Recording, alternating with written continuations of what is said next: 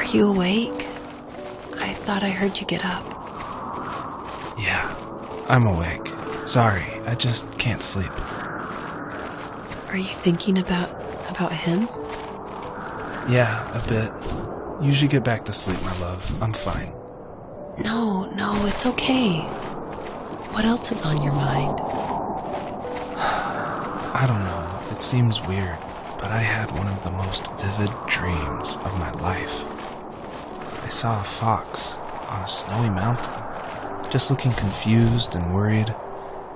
Those eyes. I can't get those eyes out of my head. She was running in the windy snow, looking for something.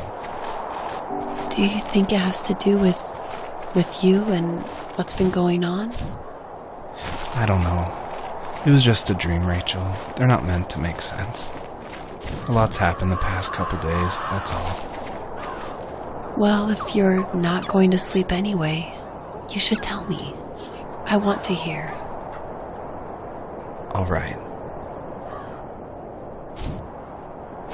So, not far from her home, she followed that path to something unexpected. She couldn't stay, though. She had to find her other 2 children. So she took that path. She followed it towards something ancient. Something with answers.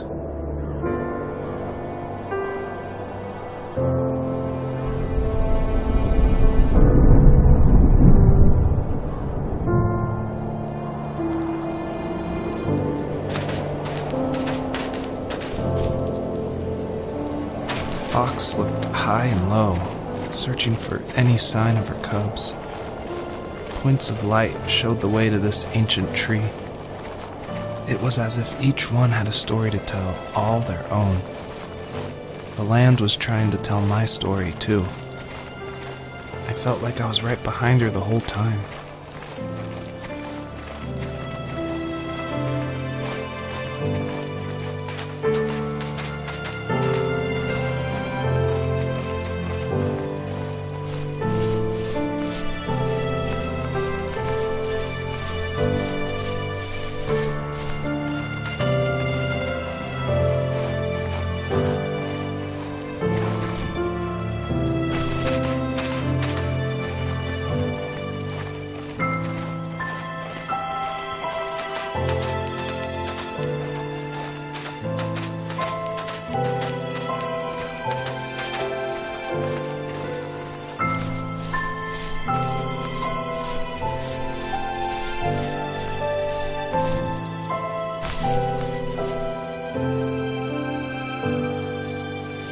As a kid, did you ever do show and tell in your class?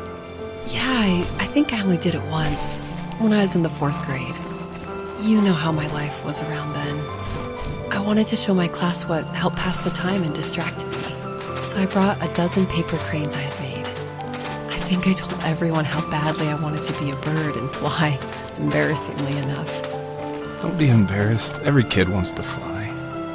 For me, it was another toy from my dad, a wooden boat. I remember guarding it so carefully in my hands as I walked into class. When I sat down, a group of boys immediately made fun of it. They asked which trash can I found it in, or why an ugly log was my favorite toy. When I got up, I didn't even want to tell them my dad had carved it. I said it was a joke gift my friends had given me. Kids can be so cruel. Some of them are. I shouldn't have let them get to me, but it did. It's amazing we bounced back at all.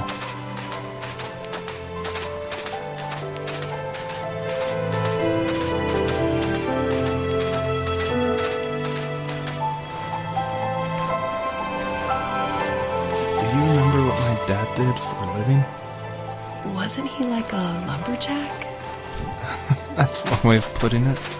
If wood was a canvas, then a carving knife was his paintbrush. Even after working a 50-hour week, even after his hands were more splinters than skin, he would bring home the nicest piece of Alaskan weeping cedar and make me toys.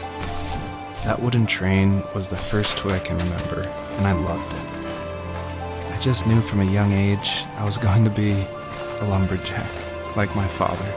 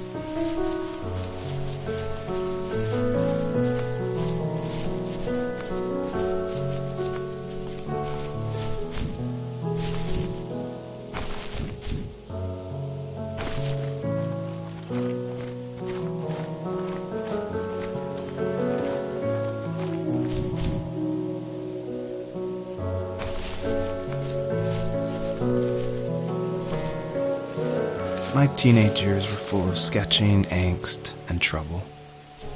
I wasn't popular or unpopular.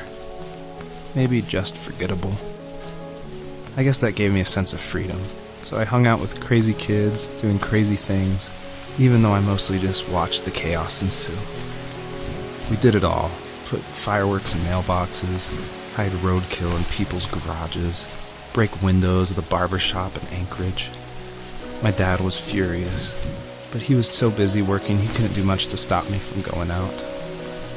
I think being an adult means there's no one to stop you making hard decisions. He had to make a living, and he couldn't be in two places at once. Yeah, I realize that now. But at the time, I was sure he was more interested in growing his business than what was going on with me. He was working another late night, and my friends were over, saying how bored they were and how they had come all the way out to my house for nothing.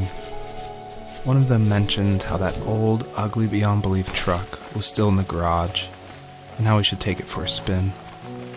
I was only 15, so I kind of fought it for a while. The next thing I knew, we were careening around the mountain path, rocks spitting onto the sides of the cliff, while my dad's cringeworthy bluegrass blared out the speakers. I drove while my friends were in the back of that yellow and purple truck, throwing beer bottles and trash at anything remotely interesting. Felt like I was soaring in the air with borrowed wings. But all good things have endings. A cop outside of Eagle River pulled us over after he saw us send a bottle rocket into someone's yard.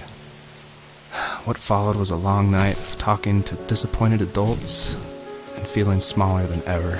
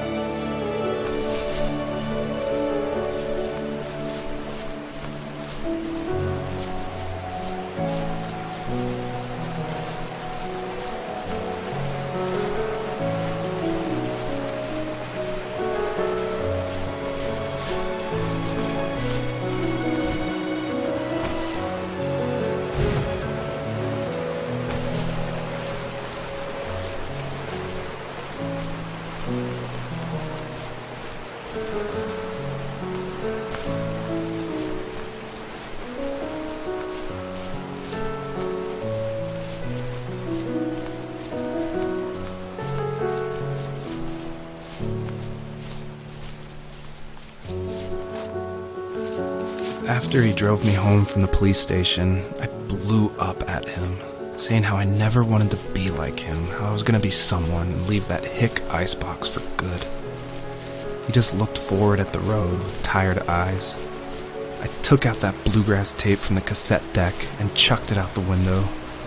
In my sage teenage wisdom, I thought I'd proved the ultimate point. But my dad had a different idea. He slammed the brakes, slowly bowed his head while gripping the steering wheel, and finally looked at me. All he said, like it was a polite request, was, "Make this right." I sat there in silence, fuming, but I eventually got out and combed every square inch of the woods, muttering profanity after profanity.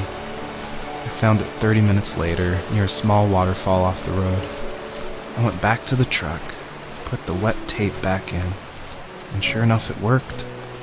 We didn't speak another word to each other the rest of the night. Wow, I knew you were a crazy teenager, but... It's hard to believe, isn't it? It surprises me too. It's like I didn't really know who that kid was back then. I bet my dad thought the same thing over and over. It's almost like he was saying, "Make this right," to himself, more than to me.